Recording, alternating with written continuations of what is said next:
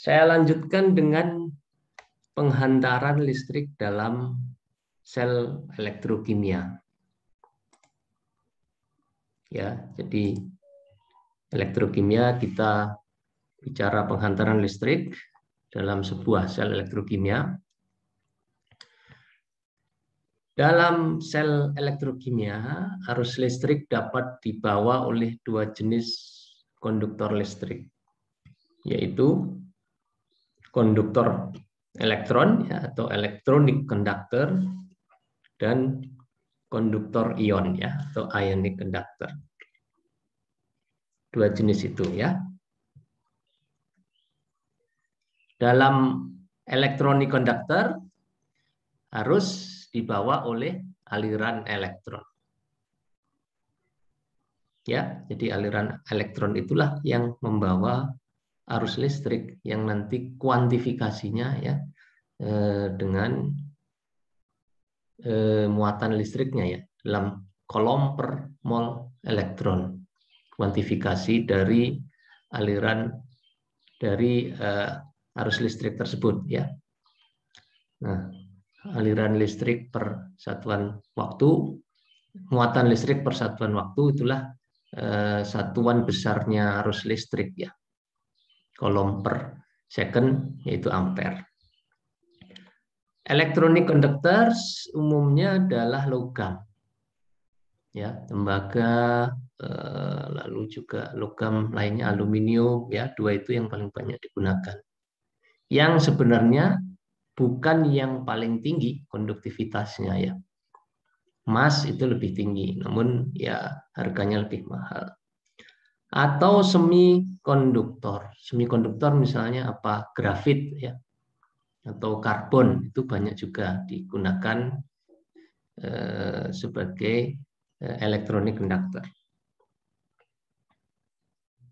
Kemudian dalam ionic conductors atau disebut elektrolit ya, arus listrik itu dibawa oleh perpindahan ion yang bersifat mobile ya. Ion yang dapat berpindah. Ya, jadi ion-ion ini diukur kemudahannya berpindah membawa arus listrik berdasarkan besaran mobilitasnya ya, atau ionic mobility. Nanti akan dibahas secara khusus ya mengenai konduktivitas ionik, mengenai mobilitas ion ini. Oke. Lalu tipe elektrolit ya. Pada dasarnya terdapat dua tipe elektrolit. Nah, kita tadi sudah membedakan elektronik konduktor, ionic konduktor ya. Nah, ini untuk ionic konduktor atau elektrolit. Yang pertama tipenya adalah potential electrolyte. Potential electrolyte itu ya yang berpotensi menjadi elektrolit. Yang kedua adalah true electrolyte atau elektrolit sejati. Jadi memang zatnya sendiri bersifat elektrolit. Kita lihat satu persatu. Potential electrolyte atau disebut ionogens, ya, ion generators. Jadi sebenarnya dia mempunyai ikatan non-ionik ya di dalam zatnya itu. Ya, kalau Anda kembali ke basic chemistry gitu, ikatan kimia itu bisa berupa ikatan ion ya, ikatan antara kation dan anion. Lalu bisa ikatan kovalen ya, itu adalah sharing elektron. Lalu juga ikatan logam ya. Ikatan logam itu ya ikatan antara atom-atom logam. Untuk ionogens ini atau potensial elektrolit ini ikatannya non-ionik, namun nanti ketika dia direaksikan dengan pelarut tertentu ya, jenis pelarut tertentu atau dilarutkan ya, maka larutan yang terbentuk menjadi larutan elektrolit. Ya, jadi asalnya itu jumlah mobile ionnya itu sangat sedikit. Ya, namun dapat bereaksi dengan pelarut untuk membentuk ion-ion yang mobile, ya, pelarut tertentu. Contohnya potensial elektrolit ini adalah asam oksalat, lalu asam asetat, ya, yang secara umum memang dalam air itu menghasilkan elektrolit yang lemah, ya, tapi bisa, ya, dilewati arus listrik. Saya lanjutkan sebagai ilustrasi konsentrasi ion-ion bebas, ya, pada suhu 25 derajat Celcius untuk air asam asetat murni, ya, 17,5 molar, dan asam asetat 0,1 molar, artinya 0,1 mol CH3COOH dalam 1 liter larutan, ya, dengan pelarut air. Nah, ini bisa dibandingkan air murni itu kurang lebih 2 kali 10⁻⁷ konsentrasi ion bebasnya, ya, yang dapat membawa arus listrik. Jadi sangat rendah. Demikian pula konsentrasi asetat 17,5 molar, ya, larutan dengan konsentrasi asam asetat 17,5 molar itu mendekati murni, ini 10⁻⁻⁵ konsentrasinya. Namun bila Anda melarutkan asam asetat tersebut dalam air, mencampurnya dengan air, maka akan terbentuk larutan, ya, yang konsentrasinya 0,1 molar, ya, 0,1 mol asam asetat itu naik signifikan 10.000 kali lipat, ya, dibandingkan ya air murni, ya, kurang lebih, dan asam asetat murni menjadi 10⁻⁻3, ya. Oke, itu untuk potensial elektrolit, ya.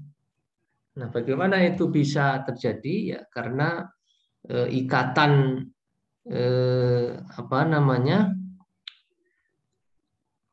ikatan ion di dalam asam asetat itu diperlemah, ya, diperlemah oleh molekul air, ya, sehingga menjadi jumlah ion bebasnya dalam hal ini kan asam asetat itu kalau terionisasi menjadi apa? H+ plus CH3COO-, ya. Jadi kationnya adalah H+ tetap, ya. Lalu anionnya adalah anion kompleks CH3COO-, ya, yang dia jumlahnya, ya, ion bebas tersebut bergantung pada derajat disosiasinya, ya. Bagaimana CH3COOH ini bisa terdisosiasi, ya. Nah, dia diklasifikasikan sebagai potensial elektrolit. Ya, ini tadi, ya, mekanismenya adalah melalui interaksi ion dan pelarut, ya, atau ion solvent interactions. Yang kedua, tipe elektrolit ini adalah true elektrolit, ya, atau ionophor.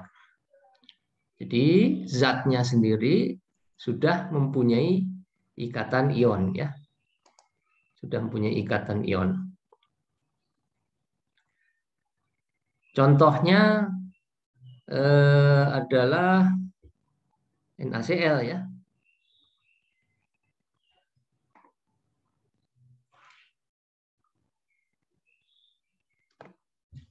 Ya. Untuk membebaskan ion-ion dari ikatan dalam kisi kristal padatnya. Jadi ikatan ion itu membentuk kristal, ya. Dan kristal itu tersusun di dalam kisi kristal, ya, tempat di mana kristal itu berada. Nah, untuk membebaskan ion-ion dari ikatan dalam kisi kristal padatnya itu dapat dilakukan melalui 2 cara. Apa itu 2 cara? Yang pertama, melalui pelelehan ya atau melting. Ya, bedakan ya pelelehan dengan peleburan. Kalau peleburan itu smelting ya. Ada reaksi kimia yang terjadi. Kalau pelelehan itu perubahan fasa saja. Jadi dalam hal ini dari fasa padat menjadi fasa cair. Proses melting ini dapat membebaskan ion-ion dari ikatan dalam kisi kristalnya dan menghasilkan lelehan elektrolit dengan konduktivitas yang tinggi. Ya. Yang kedua, dapat dilakukan dengan melarutkan kristal padat tersebut dalam pelarut yang bersifat polar atau polar solvent, contohnya air ya. Di mana pelarut polar ini akan berinteraksi dengan ion-ion dan melemahkan ikatan ioniknya dalam kristal padatnya. Ya, jadi ketika dia berada di dalam air, diaduk ya, terjadi kontak antara molekul air dengan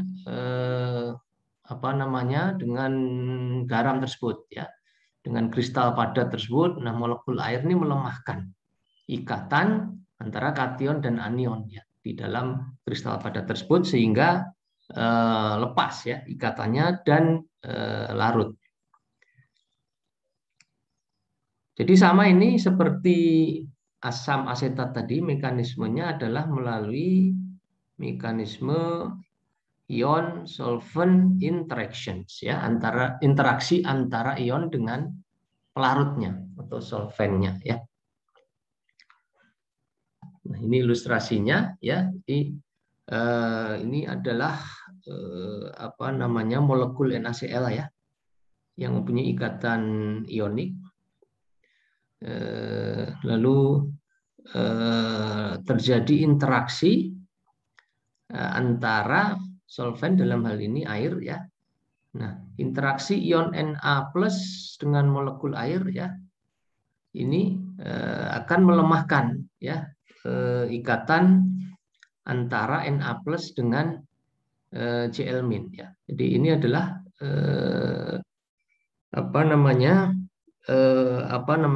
dua O- yang ada dalam H2O ya, yang minus di sini. Nah, ini interaksinya antara molekul air dengan ikatan antara Na+ dengan Cl-. Nah, jadi Cl- ukurannya lebih besar dari Na+ ya, ukuran ionnya ya. Jadi ion itu kan atom sebenarnya, tapi bermuatan listrik karena dia melepaskan elektron ya, kehilangan satu elektron. Nah, dia terdiri dari kation atau disebut proton ya, kation itu atau anion. Nah, jadi di sini ukuran kationnya ini lebih kecil ya dari ukuran anion. Nah, mekanismenya seperti itu. Nah, jadi ini Na+ ya, ini dikelilingi ya oleh molekul-molekul air. Jadi yang warnanya merah dan abu ini molekul air. Ya, jadi terdiri dari dua ion H+ ya. Ini delta plus ini H+ sebenarnya. Nah, satu anion oksigen ya. Jadi H2O ya, dikelilingi. Nah, terutama yang berinteraksi ya oksigennya ya. Karena Na+ kan kation, oksigen anion. Namun masih sebagai molekul ya interaksinya itu. Sebagai molekul air karena air kan tadi itu ya konsentrasi ion bebasnya itu sangat rendah yang ini tadi. Ya, hanya 2 kali 10⁻⁷. Nah, jadi masih tetap dia molekul solvent ya, bukan antara anion oksigen ya. Itu mekanismenya. Mekanisme tersebut ya menghasilkan proses pelarutan dan stabilisasi ion dalam keadaan terlarut atau keadaan tersolvatasi, solvated. Pada keadaan tersolvatasi, ion dalam larutan itu terkompleksasi oleh molekul-molekul solvent ya. Jadi dikelilingi oleh molekul H2O. Ya, jadi itulah mekanisme pelarutan garam ya. Seperti itu. Nah, jadi garam itu ya pada dasarnya mudah dilarutkan dalam air ya. Tidak saja NaCl ya, garam KCl, garam misalnya Na2SO4, bahkan garam-garam base metal ya, misalnya apa? Z10SO4, nikel sulfat ya. Itulah mengapa ya untuk membuat baterai, katoda baterai litium ya, bahan baku dari prekursor katodanya adalah garamnya ya, bukan hidroksida atau bukan oksida ya, lebih lazim garamnya nikel sulfat karena mudah nanti larutnya ya, dan dikonversi menjadi karbonat karena litiumnya litium karbonat ya, di mana proses pelarutan itu nanti akan terus berlangsung sampai keadaan namanya supersaturasi ya, keadaan jenuh. Nah, kalau sudah sampai keadaan itu ya tidak bisa larut lagi ya. Jadi konsentrasinya kalau Anda ukur misalnya pada suhu tertentu, pada kecepatan pengadukan tertentu akan terus meningkat ya, konsentrasi terlarutnya ya. Kalau Anda tambahkan, diaduk, diukur, nanti akan terus meningkat sampai suatu saat dia mencapai peaknya dan dia mendatar ya. Jadi parabolik lah. Nah, jadi tidak berubah nanti konsentrasi terlarutnya. Itulah kondisi namanya supersaturasi. Jadi jenuh, tidak mampu lagi melarutkan ya. Di mana kondisi supersaturasi ini bergantung kepada beberapa faktor ya. Yang pertama suhu. Ya. Ketika Anda melarutkan gula dalam air pada suhu ruangan, kejenuhannya itu akan berbeda dengan ketika Anda melarutkannya pada suhu 100 derajat ya. Ketika air itu keadaan mendidih ya, didiamkan sebentar, mungkin turun beberapa derajat, nah itu akan lebih cepat. Faktor lain yang mempengaruhi misalnya adalah adanya ion senama ya, adanya ion senama. Nah, adanya ion senama ini cenderung menaikkan atau menurunkan.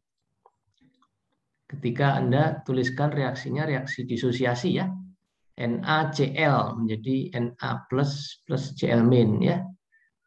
Nah, ketika Anda masukkan Cl min dari bukan NaCl misalnya KCl, cenderung naik atau turun? Cenderung turun ya. Berdasarkan prinsip Le Chatelier itu. Ya, kalau terdisosiasi NaCl menjadi Na plus Cl min, Anda tambahkan Cl min berarti dia akan ada tambahan di ruas kanan. Nah, jadi kesetimbangan itu berusaha menghindari pengaruhnya ya. Itu hukum atau azas Le Chatelier. Dia akan bergerak ke kiri atau ke arah NaCl. Jadi kelarutannya akan berkurang. Nah, nanti ketika kita meninjaunya dari kondisi terlarut menjadi kondisi padat atau kristal, ya tinjauannya kristalisasi. Itu mirip-mirip dengan kondisi solvatas, itu pelarutan. Kondisi di mana ion itu akan terkristalisasi menjadi atom-atomnya ya, atau menjadi senyawa padatnya. Ya, kondisinya juga sama nanti, keseimbangan itu kondisi supersaturasi, tetapi tidak dalam keadaan dari padat menjadi cair, tapi sebaliknya. Dari cair terlarut, misalnya dari nikel sulfat terlarut ya, hasil pelarutan MHP yang sudah dimurnikan. Nah, bagaimana Ni2+ itu berubah menjadi NiSO4 6H2O ya. Nah, 6H2O itu mekanismenya seperti ini ya. Karena molekul air itu mengelilingi tadi itu, mengelilingi dalam hal ini adalah garamnya ya, NiSO4.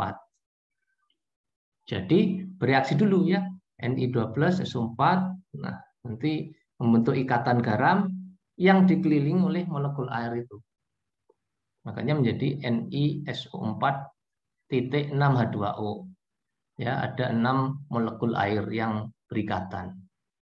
Kalau kopal sulfat beda lagi, COSO4.7H2O ya. Oke, ini mekanisme pelarutan antara garam ya yang mempunyai ikatan ionik dengan air. Sebagaimana kation, anion juga dapat tersulfatasi ya, jadi tidak hanya larut dalam bentuk Na+ yang tersulfatasi tadi, tapi bisa juga Cl-nya ya, itu juga larut juga. Mekanisme pelarutan dengan merusak tanda kutip ya ikatan ion dalam kisi kristal dengan mekanisme interaksi ion solvent ini mempunyai kelebihan dibandingkan mekanisme yang pertama tadi melalui proses pelelehan. Jadi NaCl itu digunakan juga sebagai lelehan garam ya. Misalnya pada proses apa? Pada proses elektrolisis untuk menghasilkan logam natrium ya. Ya, itu digunakan itu elektrolitnya adalah NaCl untuk juga menghasilkan gas klorin. Ya. Nah, jika dibandingkan dengan elektrolit yang diperoleh dengan cara mekanisme ion solvent interactions itu lebih baik ya, mekanisme ion solvent interaction itu karena memerlukan temperatur yang lebih rendah, atau sebaliknya pelelehan memerlukan temperatur yang lebih tinggi serta menghasilkan elektrolit yang lebih korosif dan lebih sulit ditangani.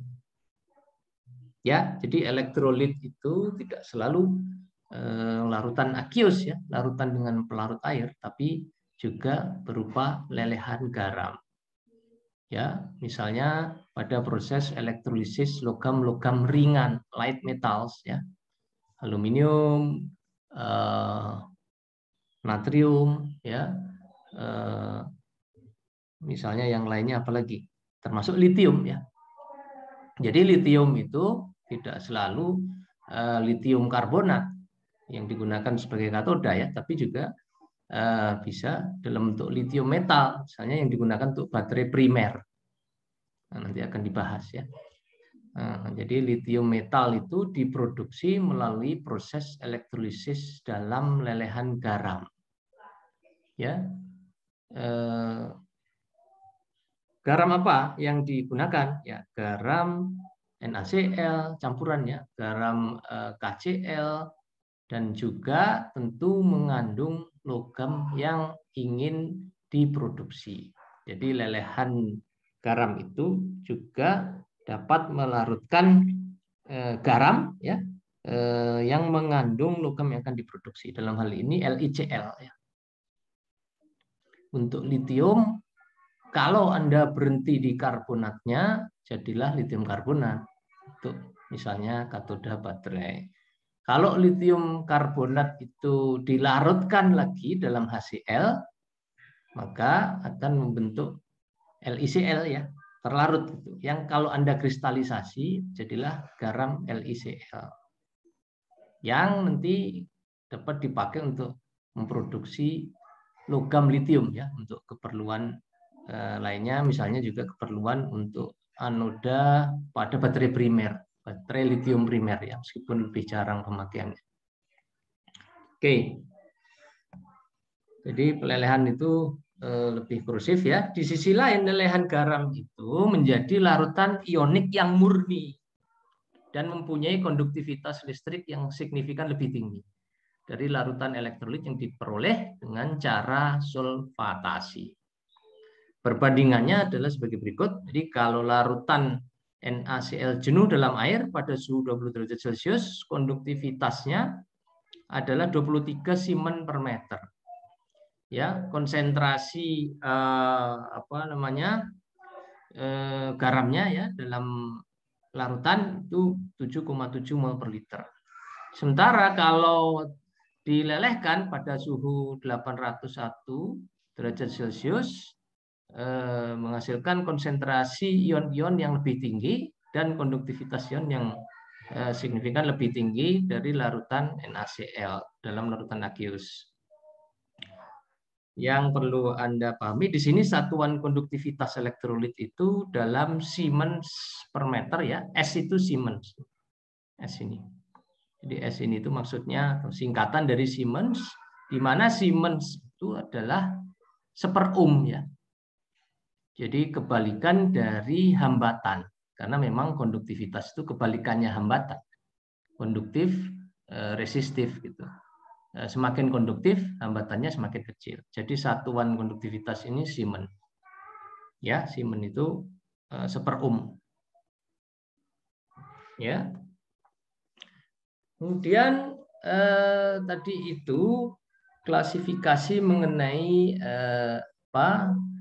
jenis atau tipe elektrolit ya. Nah, kalau dibedakan lagi menjadi kekuatan elektrolit ya.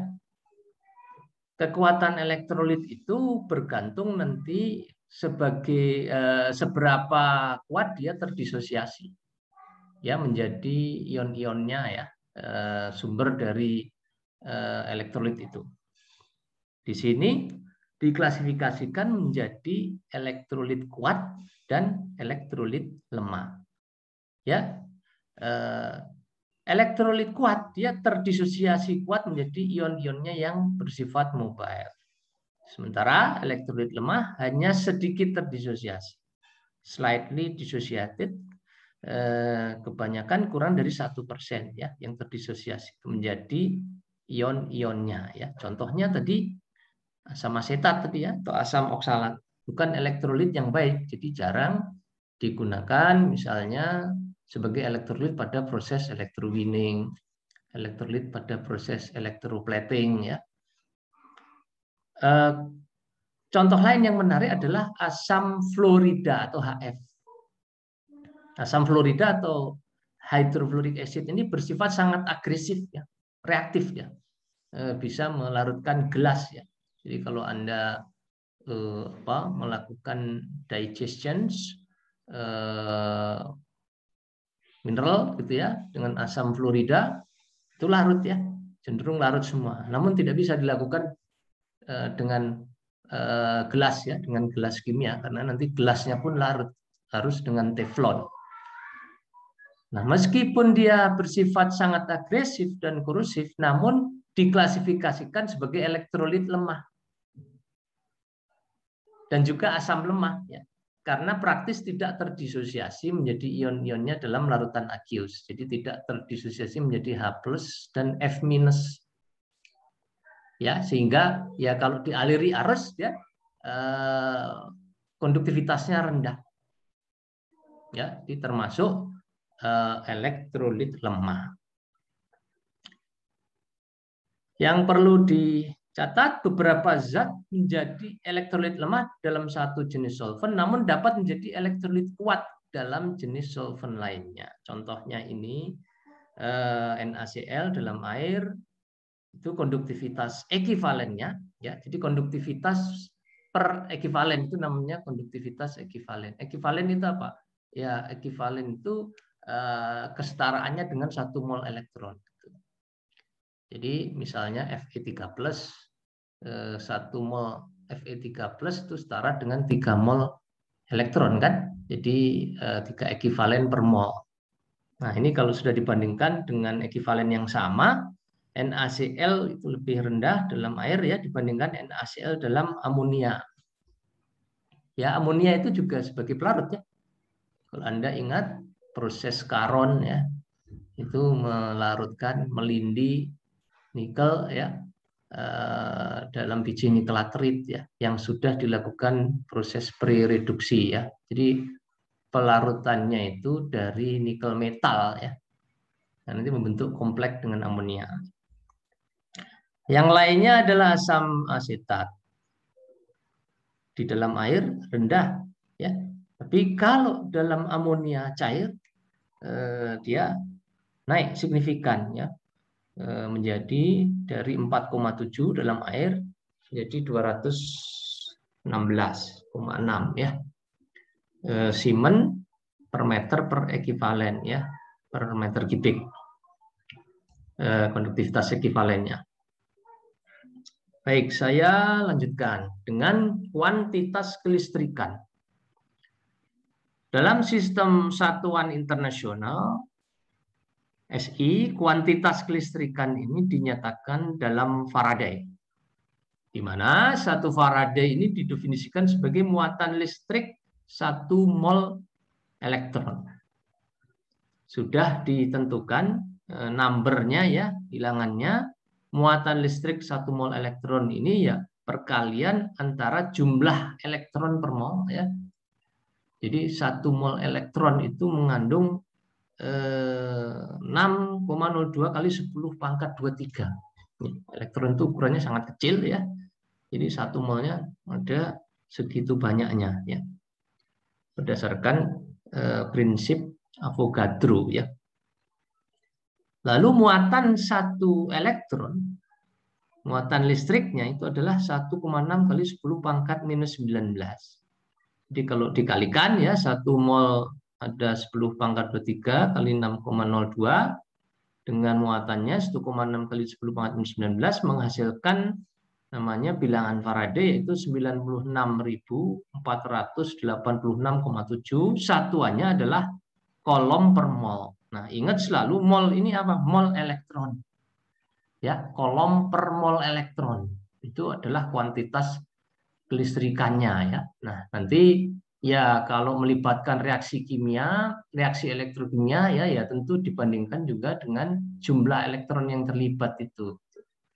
Ya, per jumlah elektron yang terlibat misalnya masanya dengan persamaan Faraday itu kan berat atom kali arus kali waktu ya dibagi NF jumlah elektron kali bilangan Faraday ini. Ya, nah ini seringkali dibulatkan menjadi 96.500 dan satuannya ada yang menyatakannya dalam kolom per ekivalen. Ya, tapi ada yang menyatakannya dalam kolom per mol. Sama saja ya, karena 1 mol elektron itu sama dengan 1 ekivalen. Ya, namun nanti kalau hukum Faraday itu yang M sama dengan berat atom kali I kali T per NF itu menentukan satuan dari N ya, jumlah elektron yang terlibat.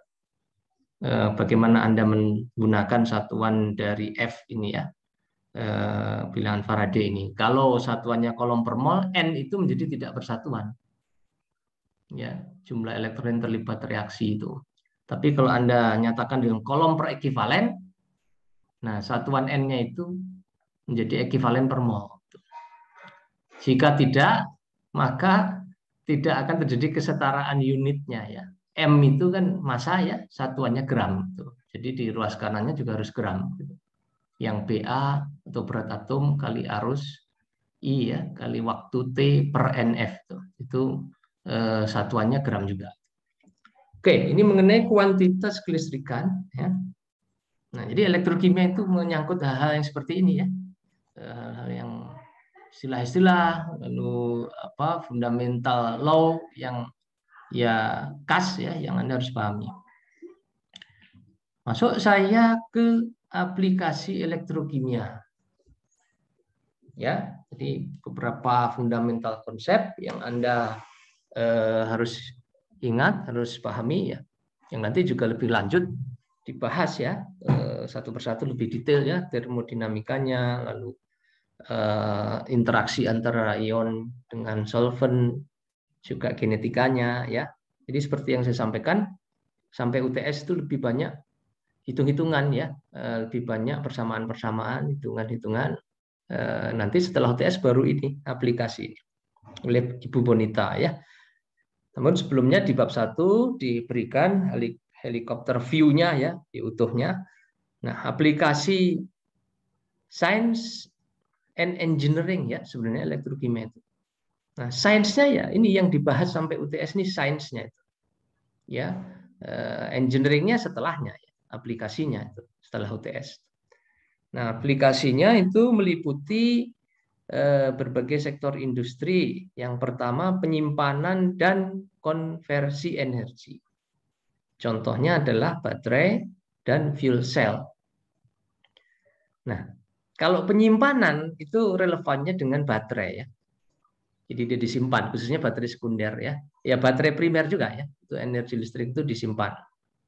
Kalau baterai primer, energi listrik itu ya melalui reaksi elektrokimia yang disimpan, yang bisa berlangsung di anoda dan katoda. Baterai primer ya, misalnya baterai sel kering itu ya, seng karbon. Kalau baterai sekunder, energi listrik itu disimpan ya ketika dia dilakukan recharging.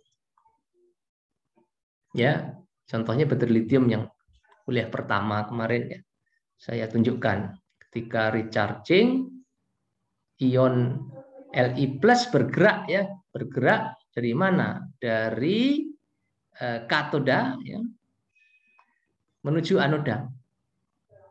Ya, misalnya anodanya itu grafit ya. Nah, nanti apa namanya? Li plus plus elektron menjadi Li itu. Ya, di mana pada proses recharging yang semula menjadi katoda, dia menjadi anoda gitu. Ya. Nah, nanti disimpan di situ. Saatnya sudah penuh, tersimpan penuh energi listriknya, recharging selesai, nanti dipakai lagi. Itu penyimpanan. Kalau konversi, ya konversi berlaku dua-duanya. Hanya kalau langsung ya tidak disimpan dalam waktu lama, langsung digunakan, itu lebih relevan fuel cell ya.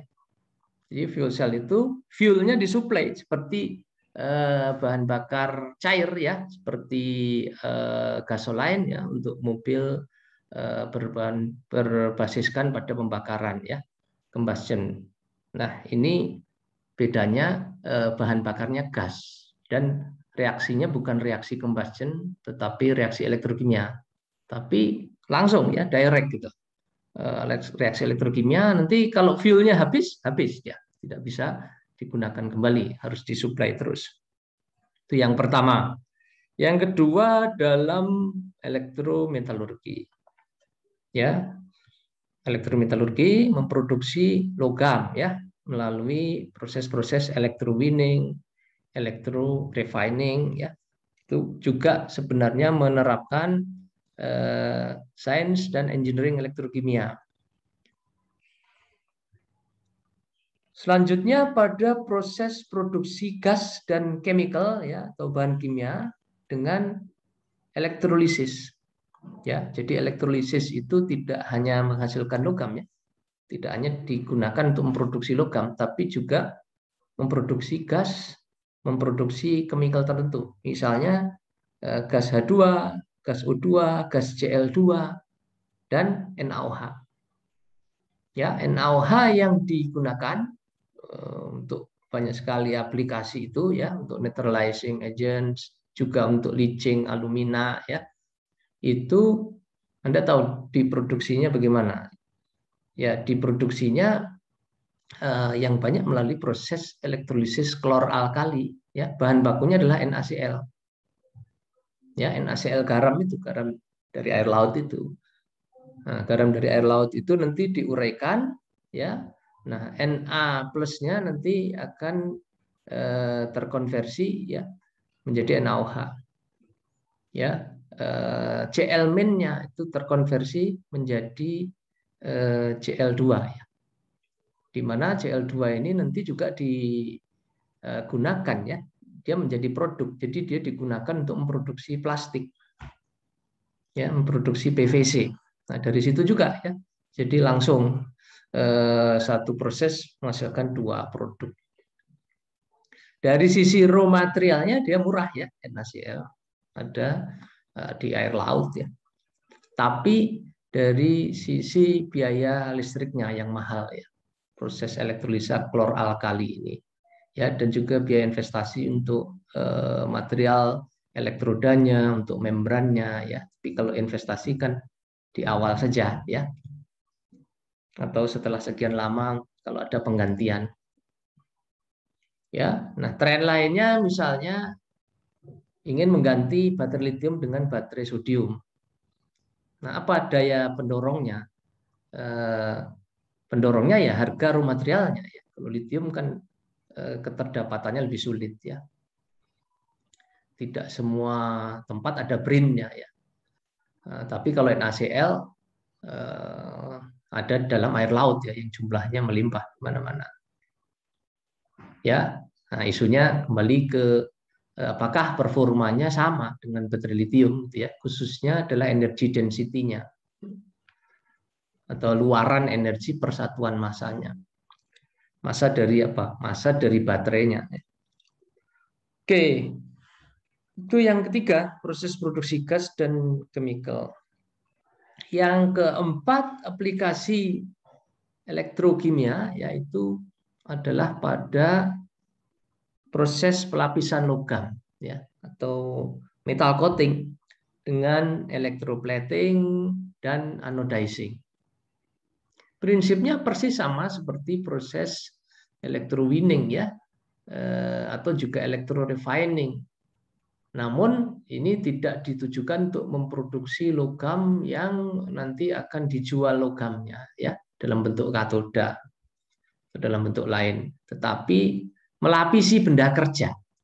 Ya, jadi hanya untuk lapisan saja. Tapi mekanismenya sama ya. Misalnya Anda electrowinning seng mengendapkan atom seng ya, mengendapkan seng dari Zn2+ dari elektrolit ke permukaan katoda. Sama ya, electroplating juga gitu. Mengendapkan seng ya dari Zn2+ pada permukaan misalnya baja. Kalau electrowinning pada permukaan aluminium ya, sama. Prinsipnya sama. Hanya satu pelapisan, satu adalah untuk memproduksi logam. Oke, yang berikutnya anodizing. Anodizing ini juga sama coating ya. Pelapisan benda kerja. Ini khususnya paling banyak ya untuk paduan aluminium ya. Untuk material konstruksi pesawat terbang. Nah, kalau paduan aluminium saja ya, sebenarnya secara natural dia juga akan terlapisi dengan Al2O3 karena aluminium itu mudah teroksidasi ya. Namun ketebalannya itu sangat tipis. Ya, nah untuk memberikan proteksi yang lebih terhadap material dari paduan aluminium ini, maka dilakukan anodisasi. Mengapa disebut anodisasi atau anodizing? Karena benda kerjanya menjadi anoda. Ya, jadi kalau Anda berkunjung ke PT Dirgantara Indonesia ya, PT DI, masuk ke dalam cukup besar itu ya pabriknya. Nah, ada unit untuk anodizing ini ya, sel-sel elektrolisis sebenarnya ya untuk pelapisan bagian sayapnya, bagian badannya ya. Nah, mengapa harus dilapisi? Ya, agar tahan korosi. Ya, karena kan pesawat ini kan terbang nanti melalui laut ya, di atas laut di situ ada banyak garam klorida ya. Nanti juga ketika hujan, kena hujan, nanti ada garam yang tersisa di situ, bisa terjadi pitting, bahaya sekali ya kalau dia pesawat terbang. Nah, jadi semuanya itu harus melalui standar safety ya, quality control yang ketat ya. Nah, untuk mendapatkan ketahanan korosi itu maka material strukturnya ya, bukan mesinnya ya. Strukturnya itu misalnya sayap lalu badannya itu dilapisi dengan alumina ya, dengan anodizing. Nanti juga dicat lagi ya. Dicat lagi. Jadi ada beberapa lapisan. Contoh electroplating ya, pelapisan baja dengan nikel dan krom ya. Itu banyak dilakukan untuk misalnya plumbing ya. Plumbing itu ya misalnya shower di kamar mandi itu jangan Anda kira itu stainless steel semua, enggak, itu baja tapi dilapisi nikel dan dilapisi setelahnya itu kromium ya. Atau velg mobil ya, beberapa bagian di sepeda motor, nah itu baja yang dilapisi nikel dan krom. Itu yang keempat. Kemudian aplikasi elektrokimia itu ya pada korosi dan pengendalian korosi ya. Karena mekanisme korosi dalam larutan aqueous ya itu berlangsung secara elektrokimia.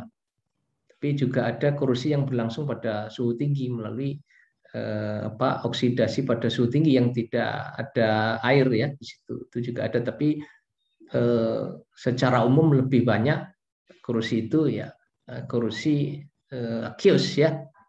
Dan jangan dipikir accused itu harus selalu yang terkorupsi itu terendam, tidak selalu ya. Korupsi accused itu bisa terjadi dalam beton, lalu juga di atmosfer ya, yang pada kondisi tertentu terdapat air ya. Ketika hujan dia basah ya, ada garam di situ, terjadi korupsi. Nanti ketika kering berhenti gitu. Tapi ketika hujan lagi berlangsung lagi, akhirnya berkarat ya.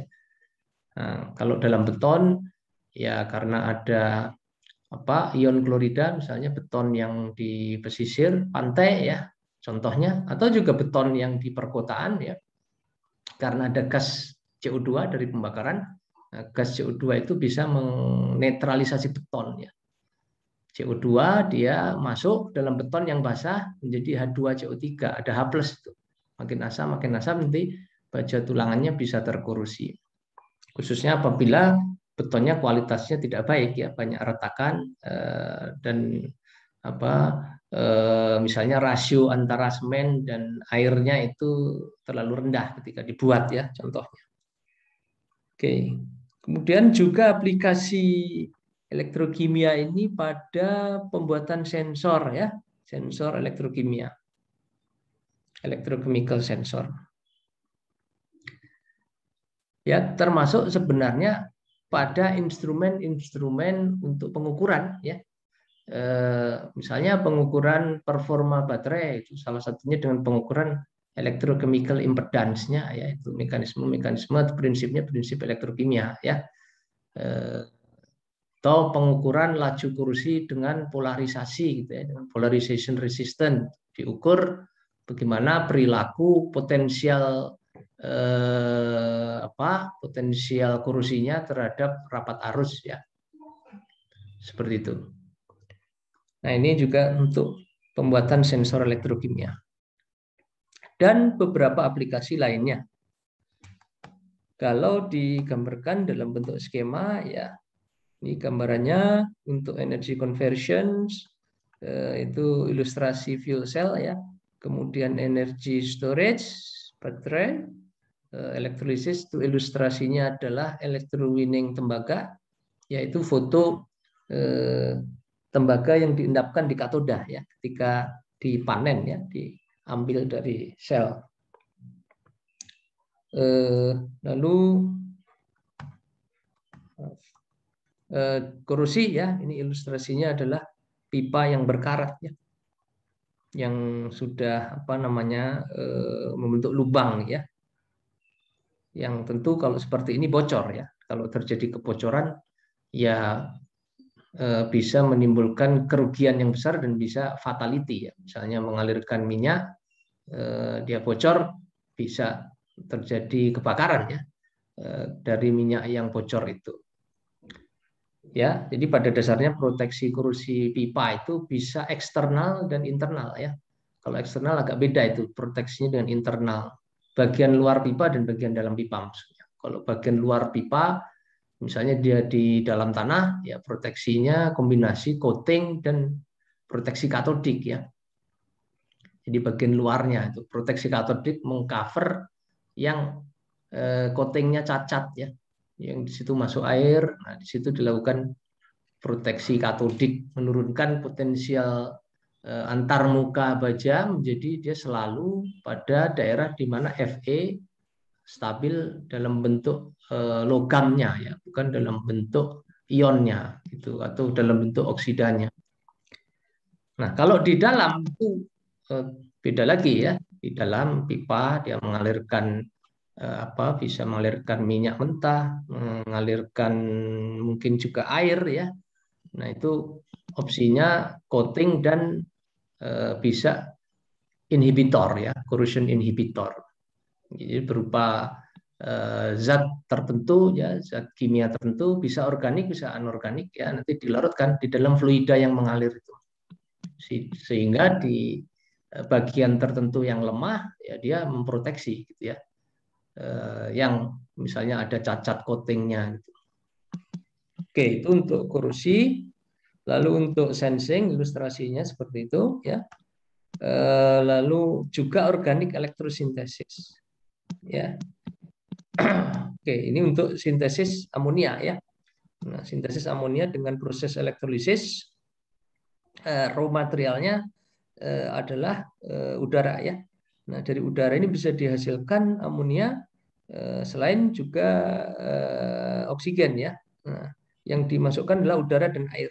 Air ini nanti menghasilkan oksigen, lalu apa namanya juga udara ini menghasilkan amonia ya, di mana nitrogen dari udara ini dikonversi menjadi amonia. Nah, ini sumber energi listriknya adalah dari sel surya ya, dari sel surya, dari energi matahari. Nah, kalau seperti ini ya, ini betul-betul proses yang green ya, proses yang hijau. Maksudnya listriknya itu tidak dihasilkan misalnya dari pembakaran batu bara gitu ya, yang menghasilkan polutan, atau pembakaran apa misalnya minyak solar gitu ya, minyak diesel, atau juga dengan angin ya.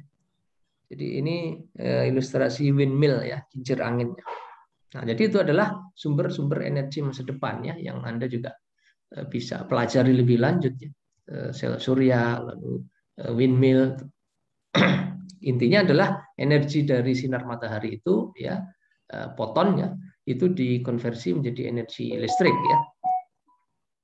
Oke, kalau sel surya sudah banyak ya, banyak digunakan di Indonesia itu untuk sistem water heating di rumah-rumah itu sudah lama sekali itu, sudah lama ya, itu mungkin sudah lebih dari 30 tahun mungkin, ya paling tidak lebih dari 20 tahun ya. Nah, sekarang dikembangkan untuk beberapa aplikasi domestik lainnya ya, termasuk menghasilkan listrik bisa digunakan untuk grid ya. Grid itu disalurkan melalui jaringan yang apa namanya, antar rumah ke rumah lainnya ya. Kan pada akhirnya kan listrik itu kan berapa dayanya, berapa energinya kan. Penggunaannya bisa untuk macam-macam. Oke. Sedikit membahas aplikasi-aplikasi tadi ya. Nanti akan lebih lanjut Ibu Bonita ya, aplikasi dari elektrokimia ini. Dan mungkin juga Anda diberikan tugas makalah ya. Untuk baterai ini terdiri dari baterai primer dan sekunder. Apa bedanya? Baterai primer itu non-rechargeable, tidak dapat dilakukan recharging atau isi ulang. Ya, tapi bukan berarti tidak dapat diisi ulang umurnya pendek, tidak juga. Ya, umurnya bisa tahunan juga. Jadi reaksi elektrokimia yang menghasilkan energi listrik itu sudah fix ya. Misalnya Anda punya sel kering digunakan misalnya untuk jam dinding di rumah, itu bisa 1 tahun nggak habis ya. Yang lebih panjang lagi misalnya baterai untuk pemantik kompor gas di rumah, itu tahunan itu ya, nggak ganti-ganti itu. Atau untuk pemantik pemanas air yang menggunakan gas, itu juga baterai primer, tapi umurnya panjang ya. Jadi tidak dapat dilakukan recharging. Nah, pertanyaannya mengapa tidak dapat dilakukan recharging? Pada dasarnya reaksinya tidak reversible. Ya, dia hanya satu arah saja gitu. Tidak bisa dibalik. Nah, kalau yang bisa recharging itu bisa dibalik tuh. Lithium bisa ke kanan, bisa ke kiri ya. Bisa ke anoda, bisa balik lagi ke katoda. Nah, contoh-contohnya sel Daniel, sel kering itu ya, baterai sel kering itu ya, dari apa ABC, dari alkalin, dari Eveready, apa itu macam-macam ya merek dagangnya. Nah, kalau satu sel tipikal itu luaran tegangannya ya, kapasitas tegangannya itu 1,5 volt ya. Nah, ketika Anda susun secara seri ya, maka dia tegangannya menjadi proporsional ya. Kalau 2 1,5 volt seri, maka menjadi 3 volt. Kalau 6 1,5 volt ya jadi 9 volt gitu. Nah, dan seterusnya. Ini contohnya ini seperti ini ya. Ini dipasangnya seri sebenarnya ya, susunan di dalamnya itu. Jadi positif baterai yang pertama ke negatif baterai kedua dan seterusnya. baik susunannya itu sudah di baterai awalnya ya, maupun bisa di apa namanya di tempat baterai yang akan digunakan untuk peralatan tertentu. Jadi susunnya seri. Kalau Anda salah menyusunnya tidak jalan juga ya. Positif, negatif. Nah, nanti negatifnya Anda kontakkan negatif lagi, nggak bisa dia. Harus positif, negatif lagi. Oke, kemudian baterai sekunder ini rechargeable, contohnya aki. Ya, nah, aki itu ya bisa diisi ulang ya. Nah, aki mobil gimana isi ulangnya? Nah, isi ulangnya oleh generator yang ada di mobil itu ya. Jadi Anda kan tidak pernah mengisi ulang ya untuk aki, kan isi ulangnya oleh generator di dalam mobil itu sendiri gitu. Tapi juga jangan dianggap rechargeable ini selamanya ya. Tidak begitu. Misalnya aki mobil ya bervariasi ya, tergantung penggunaannya juga. Ada yang bisa sampai 3 tahun, ada yang 1 tahun. Misalnya taksi itu belum lama saya naik taksi, ini ganti aki tiap berapa lama? Tiap 1 tahun. 1 tahun ganti katanya taksi Gemah Ripah itu. Ya, tapi kalau mobil pribadi itu ya bervariasi ya, tergantung pemakaiannya. Tapi bisa sampai 3 tahun, 2 tahun. Nah itu harus diganti yang baru. Mengapa? Ya karena produk reaksinya itu tidak lagi bisa dibalikkan ke awal ketika recharging. Ya, nah, nanti ada itu contoh reaksi-reaksinya, lalu pembahasan khususnya ya. Lalu baterai lithium ion ya, ini juga bagian dari baterai sekunder ya, yang rechargeable. Oke, saya lanjutkan dengan fuel cell ya. Fuel cell adalah sebuah sel elektrokimia yang menghasilkan energi listrik dari reaksi oksidasi fuel atau bahan bakar di permukaan anoda dan reaksi reduksi oksidan yang dimasukkan ke dalam sel di permukaan katoda. Jadi selalu oksidasi di anoda, reduksi katoda. Selalu begitu ya, baik sel galvanik maupun sel elektrolisis. Ya, di bagian paling awal kemarin saya tunjukkan skemanya ya hari Senin yang lalu. Jadi dalam hal ini yang Anda harus ingat dalam fuel cell ini, meskipun dia melibatkan bahan bakar, tapi reaksinya bukan reaksi combustion, bukan reaksi pembakaran, tetapi reaksi elektrokimia. Ya, gambarannya nanti ditunjukkan ya. Bahan bakar disuplai dan disimpan dalam sebuah tangki penyimpan bahan bakar. Ya, sama seperti penyimpan bahan bakar cair itu ya, gasoline itu hanya ini seperti bensin ya. Ini apa? Dalam bentuk gas dimasukkan ke dalam tangki penyimpannya di dalam mobil ya. Kalau itu penggunanya untuk mobil, tapi tidak selalu ya. Fuel cell tidak selalu hanya untuk mobil gitu. Bisa untuk power source, untuk sumber energi di aplikasi domestik. Ya, misalnya untuk rumah sakit, untuk hotel, bisa juga gitu ya. Untuk keperluan penerangan, untuk keperluan yang lainnya. Oke. Lalu reaktannya ini fuel dan oksidannya. Fuelnya itu hidrogen yang paling banyak bahan bakar. Oksidannya apa? Oksidannya itu oksigen ya. Baik, umumnya oksigen dari udara ya.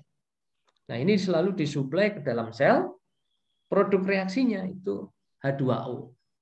Nah, inilah yang menjadi catatan keunggulan dari fuel cell ini dari sisi keramahannya terhadap lingkungan.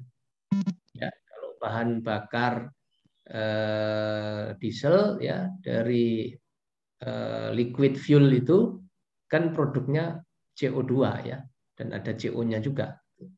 Yang itu mengakibatkan ya isu saat ini adalah pemanasan global ya.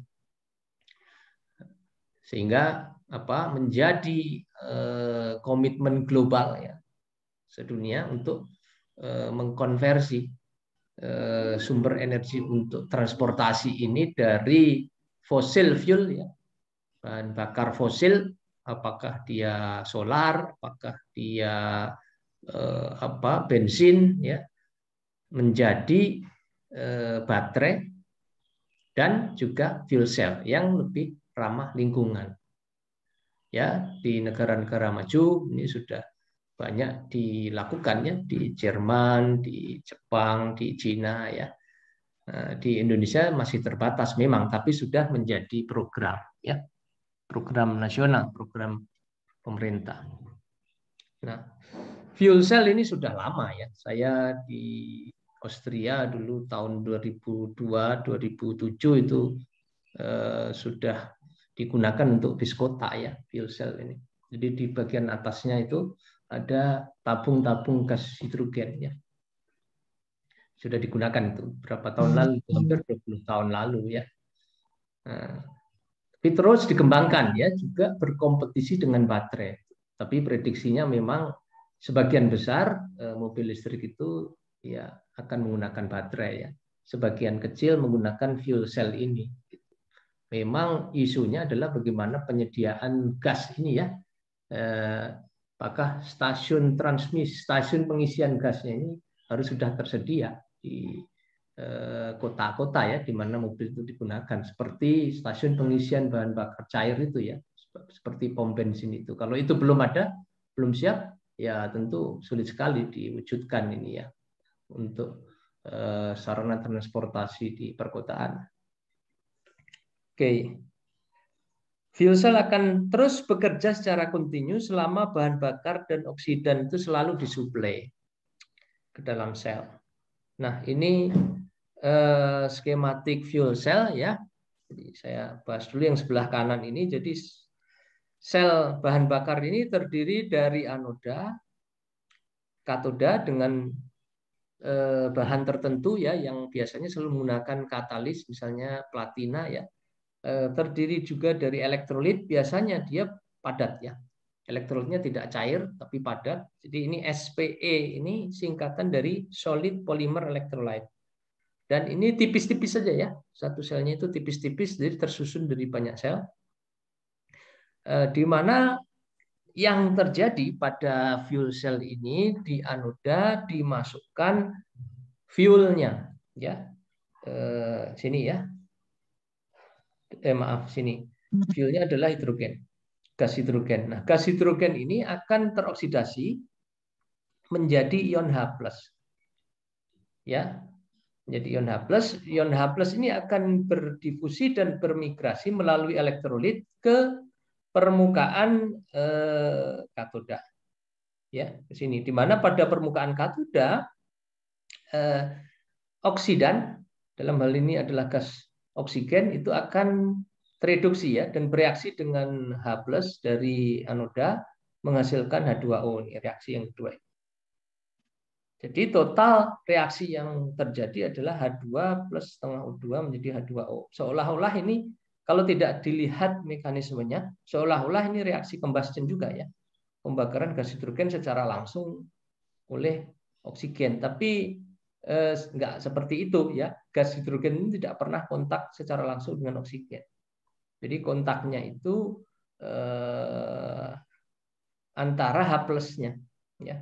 H+ dengan oksigen. Jadi reaksi elektrokimia, bukan reaksi combustion. Ya, nah produk reaksinya H2O. Ya. Nah, reaksi ini berlangsung secara spontan ya. Makanya dia termasuk sel galvanik. Nah, agar berlangsung secara spontan dan dengan laju yang cepat, kuncinya nanti adalah katalis yang digunakan di permukaan anoda katoda itu, yang biasanya menggunakan katalisnya adalah platinum oxide ya, yang dicampur-campur dengan macam-macam itu ya, dan juga elektrolitnya. Ya, nah dalam hal ini solid polymer ya. Nah, jenis fuel cell macam-macam ya, ada solid oxide fuel cell atau apa namanya SOF ya.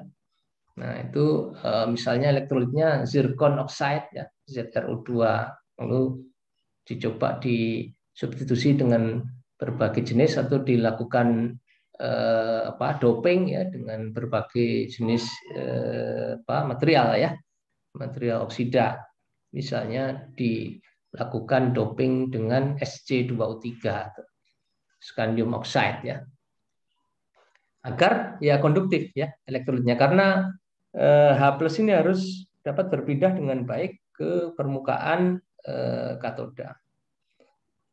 Tegangan listrik yang bisa dihasilkan maksimalnya 1,23 volt ya, satu selnya ya. Tinggal nanti ya ada berapa sel gitu ya. Kalau ada 10 sel dia seri ya ada 12 volt ya. Nah, jadi ini ilustrasinya ya. Jadi hidrogen ini dimasukkan, nanti bereaksi atau teroksidasi menjadi H+ berdifusi ya melalui elektrolit. Nah, ini yang saya maksud tadi. Ini ada katalisnya ya, baik di anoda maupun di katoda ya, yang mempercepat reaksi ini.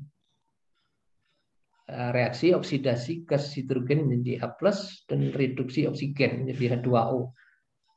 Ya. Nah, hidrogen yang berlebih ini bisa dipakai kembali ya sistemnya. Jadi kalau ada gas hidrogen berlebih, dia balik lagi ke tangki fuelnya. Tetapi H2O-nya ini dikeluarkan dari selnya. Seperti itu. Nah, ini menghasilkan energi listrik ya. Kalau Anda perhatikan reaksi pada fuel cell ini ya, ini reaksi pembentukan air ya. Jadi kebalikan dari reaksi elektrolisis air. Ya. Jadi kalau air dilakukan elektrolisis, reaksi ini bergerak ke kiri ya. Nah, reaksinya non spontan ya. Non spontan. Nah, kalau ini kan E0-nya saja positif ya. Kalau E0-nya positif ya E-nya nanti sedikit bergeser ya, tentu positif juga. Nah, kalau kita bicara elektrolisis air, ya elektrolisis itu tidak spontan. Nah, ini harus diberikan energi dari luar supaya H2O itu teruraikan ya menjadi oksigen dan hidrogen. Teroksidasi dia menjadi oksigen, kalau tereduksi menjadi hidrogen. Dan produknya ini tidak boleh saling ketemu lagi pada proses elektrolisis air. Ya, nah apakah itu dilakukan elektrolisis air? Ya dilakukan juga ya. Untuk memproduksi hidrogen dilakukan juga elektrolisis air. Bahkan ada sistem fuel cell itu yang integrated ya. Jadi sumber hidrogennya itu dari elektrolisis air yang dihasilkan ini. Jadi air yang dihasilkan ini tidak dibuang, putar lagi ya. Diputar lagi pada sistem sel elektrolisis.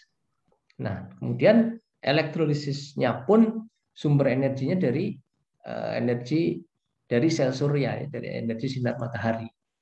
Jadi ya menjadi betul-betul green ya. Jadi ketika digunakan fuel cell-nya menghasilkan H2O, proses untuk menghasilkan gas hidrogennya itu juga melalui proses yang ramah lingkungan. Dalam hal ini tidak melalui pembakaran misalnya fosil fuel ya, tetapi melalui energi dari sinar matahari. Oke, ini fuel cell. Nah, ilustrasi penggunaannya ya adalah sebagai berikut. Ya, banyak digunakan untuk mobil ya. Jadi pada fuel cell car pada dasarnya hidrogen itu disimpan dalam fuel tank ya. Nah, nanti disuplai ke fuel cell-nya ya, di mana hidrogen ini dimasukkan ke bagian anodanya di sini ya. Ke sini. Dari sini ke sini. Nah, di anoda nanti dia akan teroksidasi menjadi H+, berdifusi melalui elektrolit, bereaksi nanti dengan oksigen. Jadi ada suplai oksigen ya. Suplai oksigen. Nah, oksigen ini tidak perlu harus disimpan di tangki ya. Jadi cukup dimasukkan dari udara ya, disedot gitu. Nah, lalu dari situ tereduksi dia menjadi air. Nah, energi listrik yang dihasilkan dari fuel cell ini yang menggerakkan motor listrik ini ya, elektro engine, yang nanti motor listrik itu menggerakkan roda ya, menggerakkan roda. Nah, mekanismenya seperti itu. Nah, ini ilustrasi penggunaan fuel cell, ini sudah agak lama gambarnya ya. dari Wikipedia ini dikutipnya ya. Jadi ingat di sini fuel cell-nya itu lebih untuk mesinnya ya. Tapi kalau untuk yang berkaitan dengan ignition awal untuk lighting itu masih tetap menggunakan aki ini. Ya, kan aki itu untuk starting ya. Starting di awal, lalu untuk lighting tidak saja lampu ya, lampu di luar, tapi juga lighting speedometer macam-macam itu ya di dalam dashboard itu. Nah itu menggunakan aki. Ya, yang umurnya juga tertentu ya, bisa hanya 1 tahun sampai 3 tahun. Nah, kalau baterai lithium itu bisa sampai 8-10 tahun ya, untuk mesinnya ya. Oke, nah dibandingkan dengan baterai, fuel cell ini merupakan sistem yang terbuka. Ya, jadi dia mengkonsumsi reaktan dari sumber luar. Gitu. Jadi terus seperti itu ya, terbuka dia. Sepanjang dari luar ada masuk, ya dia bekerja terus. Ya.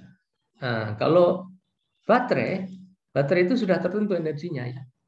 Baterai primer misalnya, baterai jam dinding itu contohnya ya, kita nggak masukkan apa-apa ke situ, kita beli sudah itu kita pakai untuk 1 tahun, untuk 2 tahun ya. Baterai misalnya untuk untuk laptop ya, ya dia rechargeable ya. Kita hanya recharge saja ketika menggunakan laptop pada keadaan tidak terisi. Gitu ya. Tapi ya kita nggak merubah apa-apa terhadap baterainya, itu tidak memasukkan apa-apa. Nah itu sistemnya tertutup kalau baterai itu menyimpan energi listrik secara kimia. Hidrogen merupakan jenis fuel yang paling banyak digunakan ya untuk fuel cell. Nah jenis lainnya juga digunakan hidrokarbon dan alkohol, tapi ini sangat terbatas ya. Misalnya ketika sumber hidrogen itu tidak bisa dibawa dalam jumlah yang banyak gitu ya, maka opsinya bisa misalnya alkohol ya.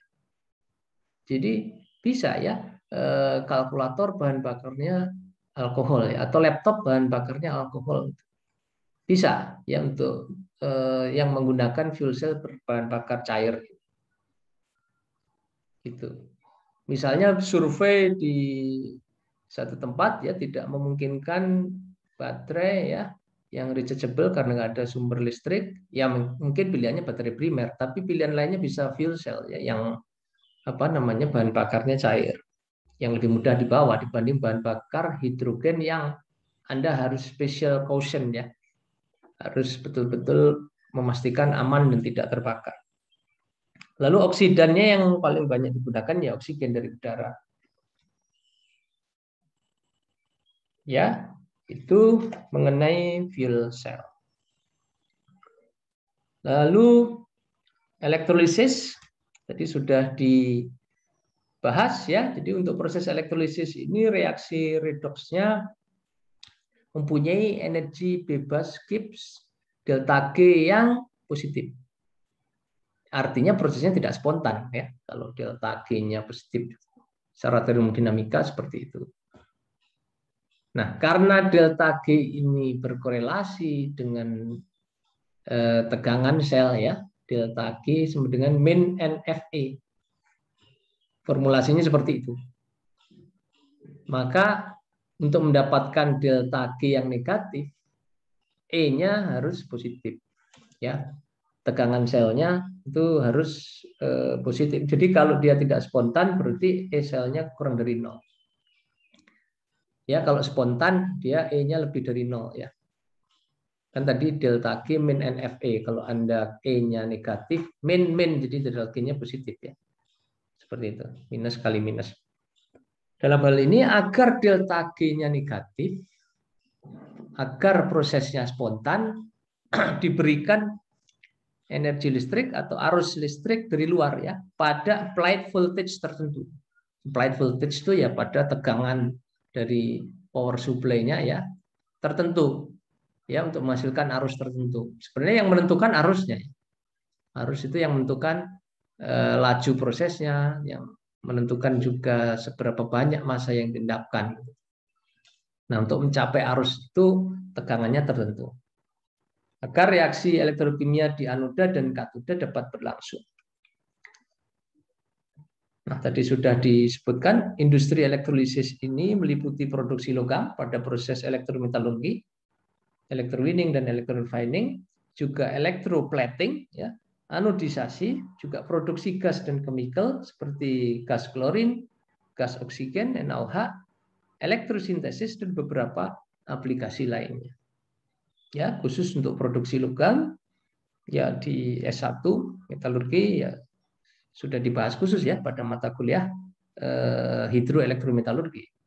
Ya, panjang lebar di sana bagaimana electrowinning seng, electrowinning tembaga, electrorefining tembaga, juga elektrolisa dalam lelehan garam, misalnya elektrolisa aluminium ya.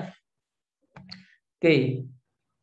Nah, supaya beda contohnya ya dengan elektrolisis logam yang Anda mungkin sebagian besar sudah belajar, sudah tahu. Nah, ini elektrolisis air. Ya, contohnya. Ini contoh ilustrasi percobaan di lab ya. Kalau skala industri nggak begini. Nah, pada dasarnya pada proses elektrolisis air ini ya raw materialnya air ya. Air ini dimasukkan ya ke dalam sel elektrolisis air yang mirip-mirip tadi apa namanya fuel cell tadi. Ya, ada elektrolit padatnya juga. Nah, ini ada membran ya dan ada elektrolit. Ada anoda katoda juga ya yang juga menggunakan katalis agar reaksi itu berlangsung ya dengan laju yang cepat. Jadi diberikan arus listrik dari anoda ya menuju katoda ya. Nah, nanti elektronnya akan mengalir ya dari anoda ke katoda. Yang terjadi di anoda adalah oksidasi air menjadi oksigen ya. Jadi dari air menjadi gas oksigen. Ya. Lalu di katoda yang terjadi adalah reduksi air. Jadi suplai H2O ini baik di anoda maupun di katoda ya. Di anoda dia teroksidasi menjadi oksigen. Ya, ini gelembung gas oksigennya. Di katoda dia terreduksi menjadi H2. Nah, masing-masing ini reaksi elektrokimianya ini akan menghasilkan proton ya dan melepaskan elektronnya. Misalnya di anoda dia akan melepaskan elektron ya yang elektron ini akan bergerak melalui elektronik konduktor ya. Ini ada elektronik konduktornya ini. Ya ada ya gambaran mudahnya kabel gitu ya, ini kan ini kabel ini. Di mana elektron ini nanti akan bergerak ke permukaan katoda ya. Dia bereaksi dengan air ya. Nah, molekul air akan tereduksi menjadi gas H2 dan menghasilkan 2OH- juga. Ya, nah proton ini apa? Proton ini adalah ini ya H+ ya. Proton itu ion yang bermuatan positif. Nah, jadi seperti itu mekanismenya. Yang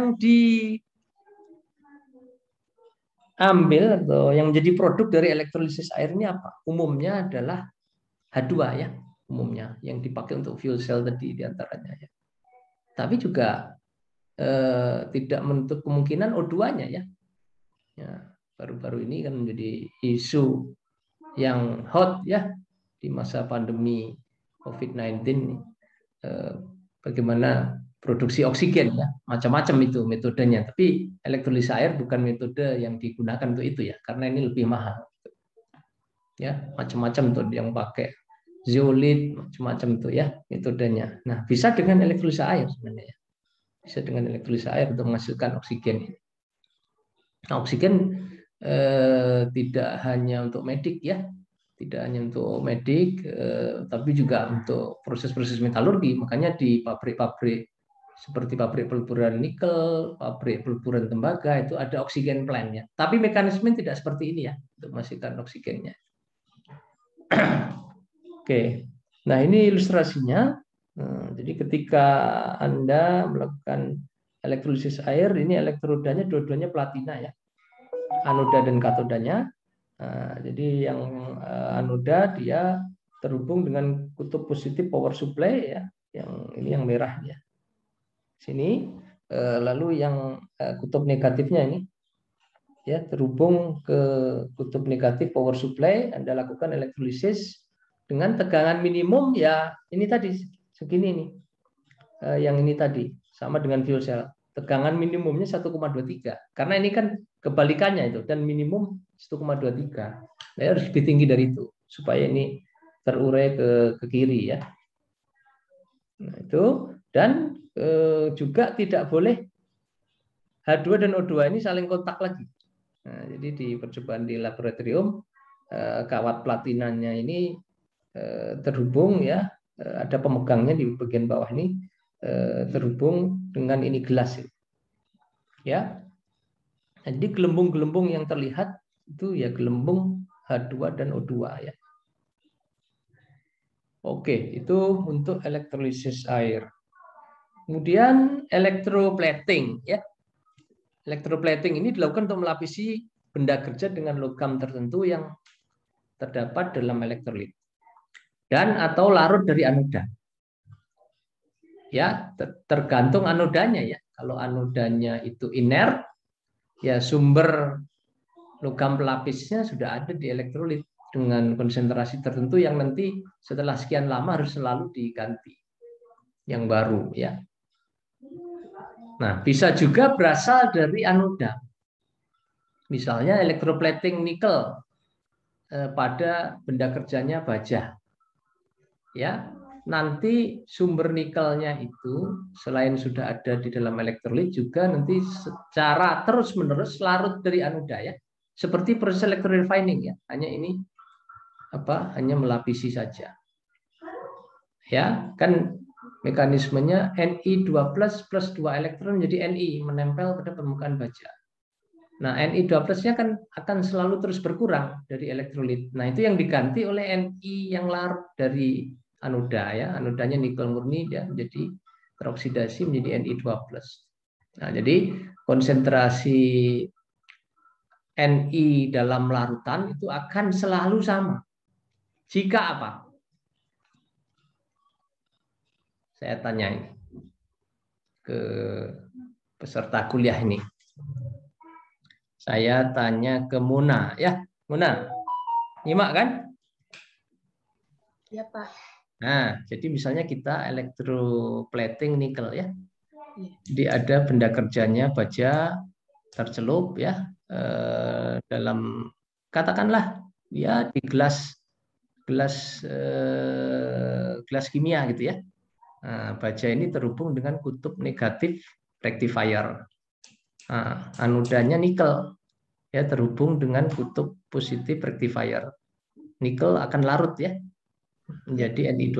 Lalu Ni2+ akan mengendap di katoda. Reaksinya akan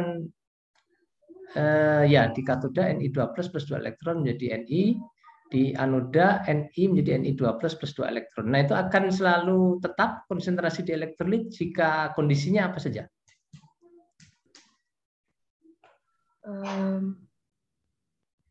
Lupa sih, Pak. Lupa.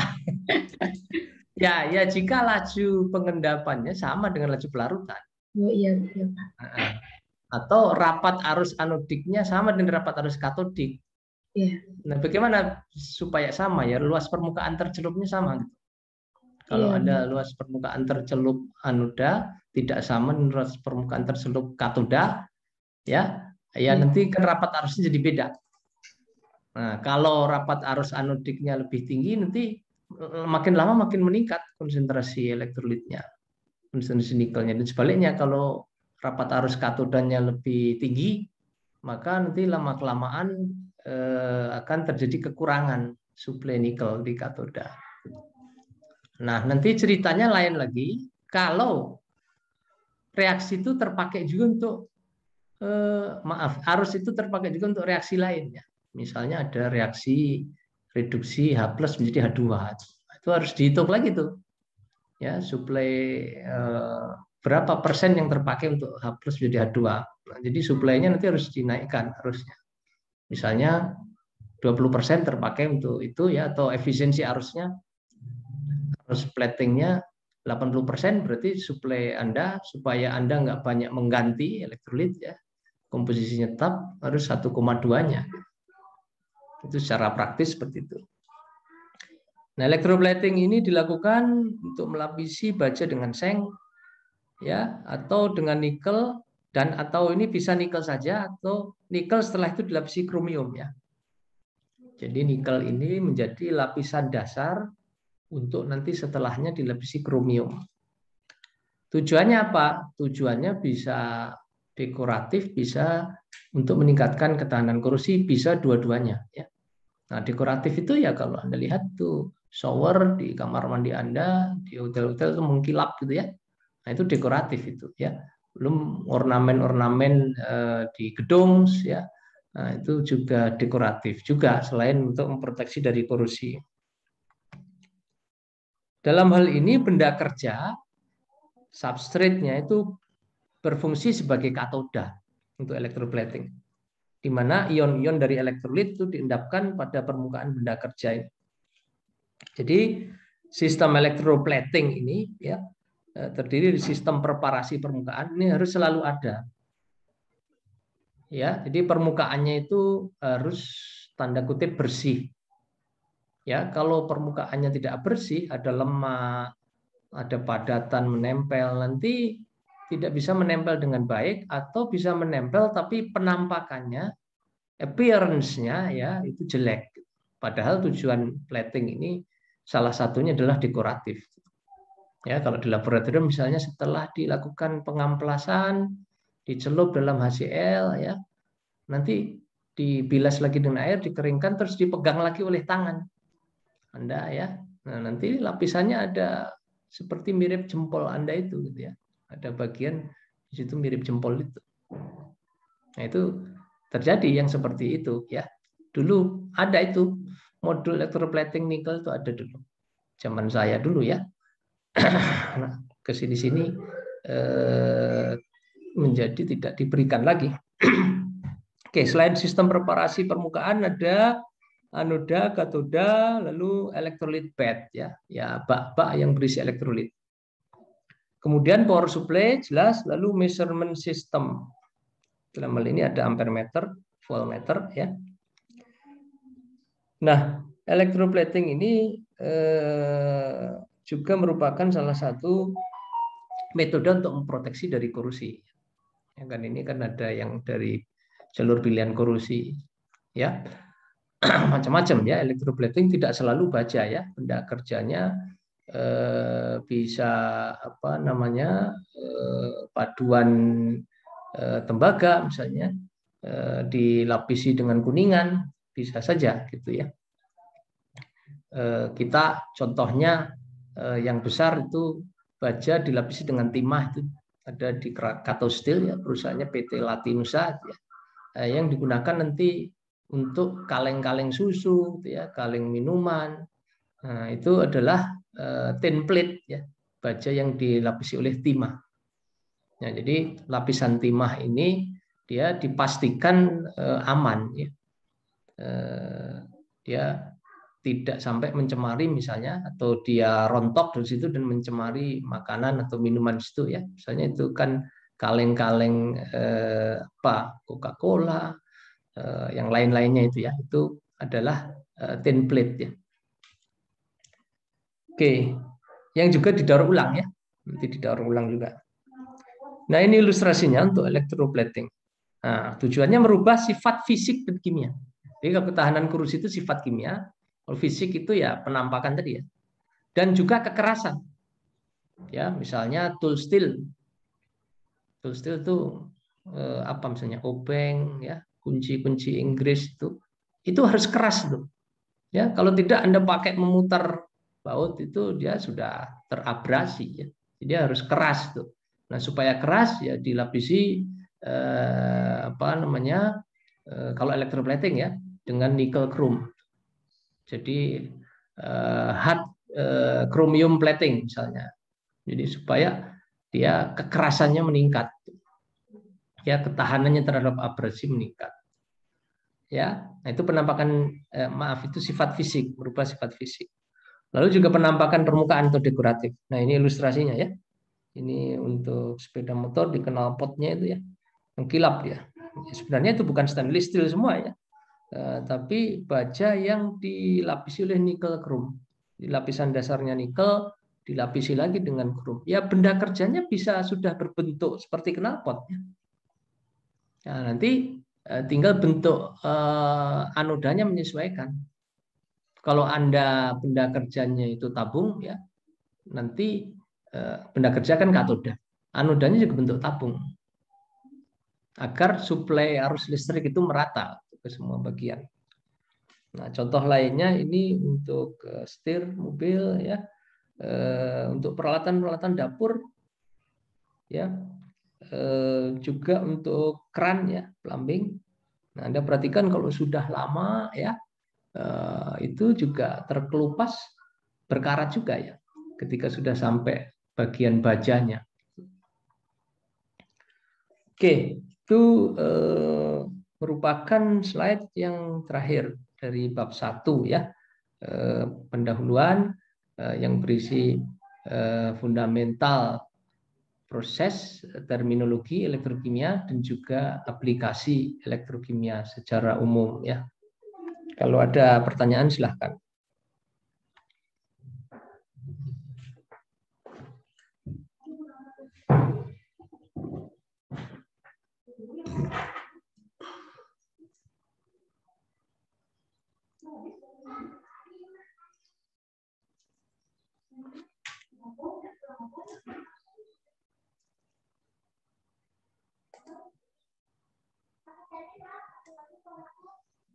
Pak, izin mau bertanya, Pak. Ya. Berkaitan tadi yang electroplating, kalau misalnya konsentrasi elektrolitnya itu tidak tetap, apa yang terjadi ya, Pak? Ya, yang terjadi bisa endapanya dendritik misalnya. Jadi tidak halus, tidak smooth. Karena misalnya nih suplai kationnya itu tidak tetap ya. Karena mengendap lebih cepat, sementara kation itu belum ada tersedia di antarmuka katoda dan elektrolit. Maka yang sudah ada itu tumbuh dia. Tumbuh sehingga timbul cabang ya, dendrit.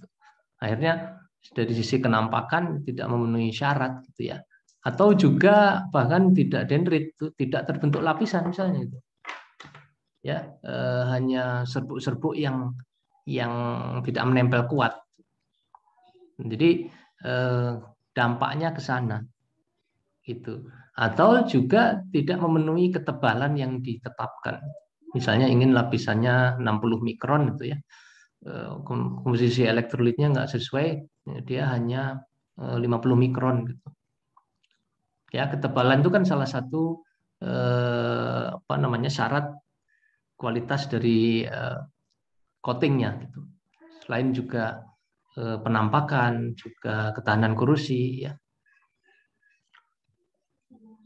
Baik, terima kasih banyak, Pak. Ya.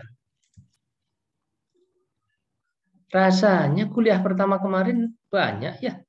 Ini hanya 8 orang. Kenapa ya? Kan semuanya ada di WAG itu ya. Sebentar saya cek lagi ini WAG ini. Ya, ada 14 orang ya. Ya, berarti ada 6 orang yang nggak hadir ini. Ya. Ya, misalnya siapa ini? Vita, ini nggak ada ya. Siapa lagi nih? Ya, yang fast track lengkap nih kayaknya. Hanya yang fast track nih, yang kursi hanya Teguh nih. Teguh saja yang hadir. Siapa satu lagi? Ashar nggak hadir ya.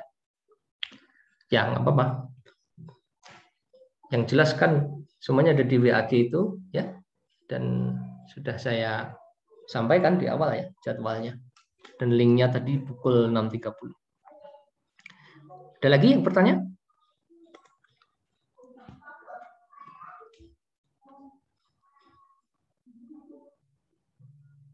Ya, bila tidak ada, saya cukupkan pembelajaran kita pada pagi hari ini. Kita lanjutkan lagi nanti hari Senin pukul 8 ya jadwalnya. Ya, terima kasih. Assalamualaikum warahmatullahi wabarakatuh. Selamat pagi. Waalaikumsalam warahmatullahi wabarakatuh. Waalaikumsalam. Terima kasih, Pak. Pak. Yuk.